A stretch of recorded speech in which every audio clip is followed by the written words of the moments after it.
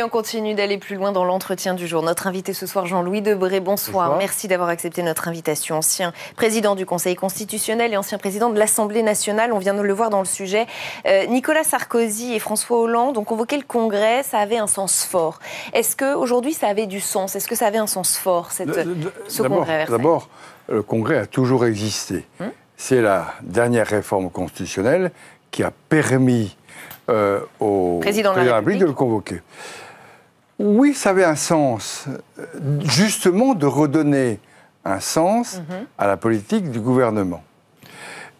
Est-ce qu'il a réussi? Et c'est ma question. D'abord, mais ça va être ma réponse. D'abord, à force de vouloir tout dire, on met tout sur le même plan. D'accord. Un discours qui parle pendant 1h30, qui aborde tous les sujets. C'est pour moi un discours de politique générale, ce n'est pas le discours du président de la République. Sur la forme, il est bon, c'est un bon orateur, du talent, mais il y a des sujets qui sont apparus, qui sont fondamentaux, et qui sont traités finalement rapidement, puisqu'on veut tout dire. Oui. Le problème de l'islam. On vient d'en parler dans le match des idées. Avec une petite préoccupation que j'ai, car à écouter le président de la République, avant il n'y avait rien, depuis qu'il est là, il y a tout. Je rappelle que depuis près de 20 ans, il y a eu des efforts pour l'islam en France, l'islam de France, pour les règles de financement. Je me souviens, j'étais à l'époque ministre de l'Intérieur, nous avons pris des règles sur la viande halal et les redevances, pour que ça n'aille pas n'importe où. Oui, il veut donner l'impression qu'il réinvente tout. Donc, oui, attention, la France, c'est un passé, c'est un avenir, mais il ne faut pas occulter le passé. Donc, je voudrais bien savoir, parce que c'est imprécis, comment, dans la structure juridique qui est la nôtre de la séparation des pouvoirs, par quels moyens il va organiser, surveiller, contrôler une religion. D'ailleurs, si les représentants de n'importe quelle religion commettent des infractions, ils sont passibles de l'infraction générale.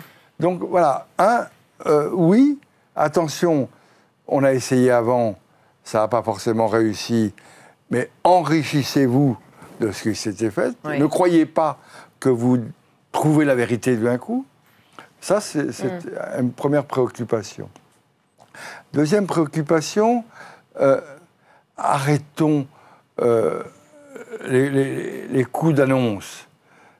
Le Congrès, le président de la République, c'est la dernière réforme.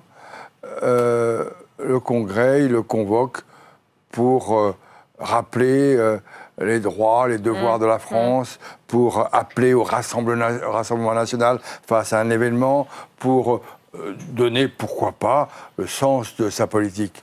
C'est pas là pour remplacer le Premier ministre. Le président de la République, il est en charge de l'intérêt national.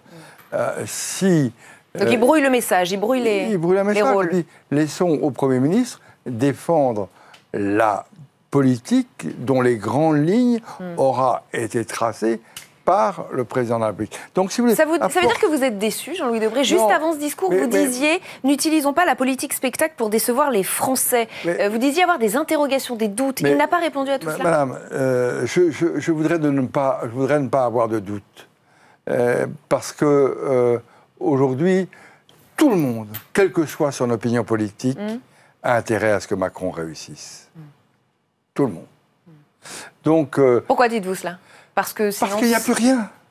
Parce que la droite, c'est une sorte de bateau ivre dont on ne sait pas où il va, et la gauche est dans une espèce d'absence totale.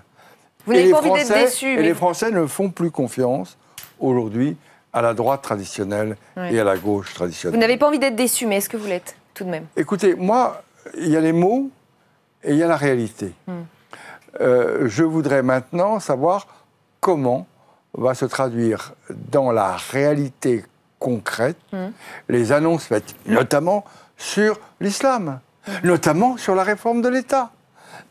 Attention, c'est bien, on dit qu'il faut moderniser, nous sommes tous pour la modernisation, mais il ne faut pas que derrière les mots se cache une paralysie de l'imagination. Et cette modernisation qui va jusqu'au fait que le chef de l'État puisse rester débattre avec les parlementaires. C'est l'annonce, c'est une des annonces du jour. Oui, mais attention... Qu'en pensez-vous ? C'était pour répondre aux attaques de la France Insoumise. On peut dire qu'il a écouté. Attendez, le président de la République, il a à répondre aux attaques de la France, et pas d'un parti politique qui est contre, qui est pour tout ce qui est contre et contre tout ce qui est pour.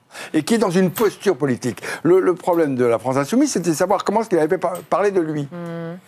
Je suis d'ailleurs choqué que des représentants de la nation, élus par les Français, ne viennent pas au Congrès. Ils devraient être sanctionnés ? Non, il n'y a pas de sanction. Chacun a sa responsabilité. Mais le président de la République vient, la Constitution le permet, il fait un discours. Moi, il était intéressant pour moi d'entendre, j'ai écouté ce que les différents partis ont à dire. La fuite et l'abandon n'ont jamais fait une bonne politique. Mais c'est la posture de certains qui consiste, comme ils n'ont rien à dire, eh bien, il vaut mieux ne pas être là. Mais Emmanuel Macron leur a répondu puisqu'il veut, changer ça. Attention à ces réponses qui sont faites sur le moment. Est-ce que le président de la République va venir au Congrès ? Très bien. Il convoque un Congrès. Très bien. Il fait son discours.